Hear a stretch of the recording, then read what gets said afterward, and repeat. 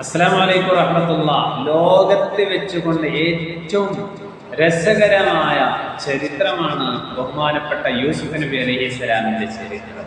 പരിശുദ്ധമാക്കപ്പെടുന്നതായ ഖുർആനിലെ സൂറത്ത് യൂസുഫിലെ പ്രത്യേകമായി വിശേഷിപ്പിച്ച ഒരു ചരിത്രമാണ് പ്രവാചകർ യൂസുഫ് നബി അലൈഹിസ്സലാമിനുള്ളതായ ആ ഒരു ചരിത്രങ്ങൾ.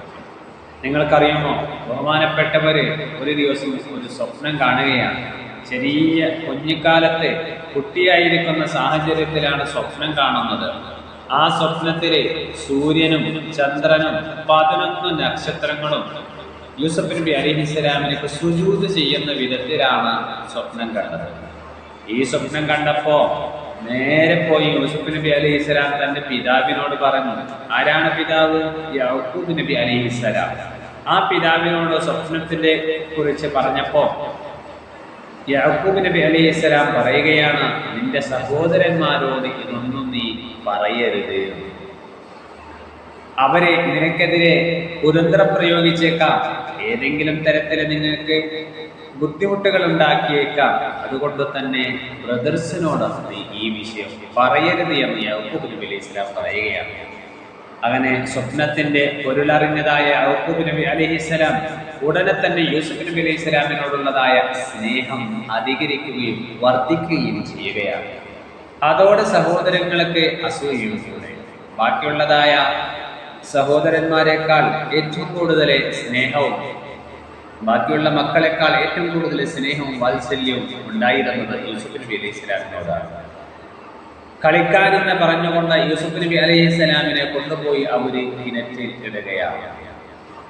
ആ സഹോദരന്മാർ ഈ ചെറിയ പ്രായത്തിലുള്ളതായ യൂസുഫിനെയും കൂടെ കൊണ്ടുപോയി അവസാനമായി അവര് തിരിച്ചു വരുന്ന സമയത്ത് ഒരു പൊട്ട് കിണറിലേക്ക് ആ യൂസുഫ് നബി അലൈഹിസ്സലാമിനെ ഇട്ടുകൊണ്ടാണ് അവർ തിരിച്ചു വരുന്നത്. അങ്ങനെ വന്നതായ സമയത്ത് യാക്കൂബ് നബി അലൈഹിസ്സലാം അവരോട് പിന്നെ ചോദിക്കുകയാണ്, എവിടെയാണ് യൂസുഫ്? അപ്പോഴാണ് അവര് അതിലേക്ക് ഓരോ ഐഡിയ കണ്ടുപിടിച്ചത്. അവർക്കുള്ളതായ ഷർട്ട് അല്പം കീറുകയും അതേപോലെ തന്നെ യൂസുഫിനെ ചെന്നായ പൊടിച്ചിട്ടുണ്ട് എന്ന് പറഞ്ഞു.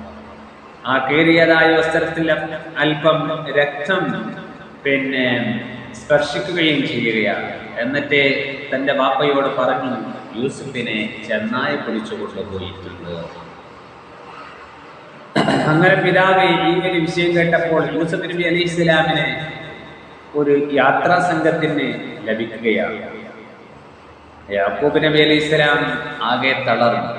തന്റെ ഏറ്റവും പ്രിയപ്പെട്ട കുഞ്ഞുമോൻ ചെന്നായ പിടിച്ചു കൊണ്ടുപോയി എന്ന് പറയുമ്പോൾ തൻ്റെ ബാക്കിയുള്ള മക്കളെ പലയിടങ്ങളിലേക്കും അയച്ച് പരിശോധിക്കാൻ, ഒന്ന് കണ്ടുപിടിക്കാൻ വേണ്ടി അയച്ചു കൊടുത്തെങ്കിലും കുട്ടിയെ കാണാൻ കഴിയുന്നില്ല.